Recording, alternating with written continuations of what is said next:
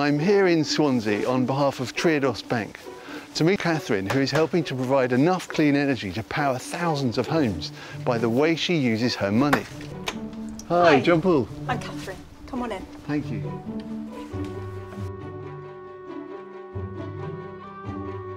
I wanted to talk to you a little bit about why you make the choice that you've made with your money. I bank with Triodos. I wanted to choose a bank that I believed in and that was investing money in projects that I believe in. Triodos is investing in a wind farm that's relatively local. We could go off and have a look. Okay.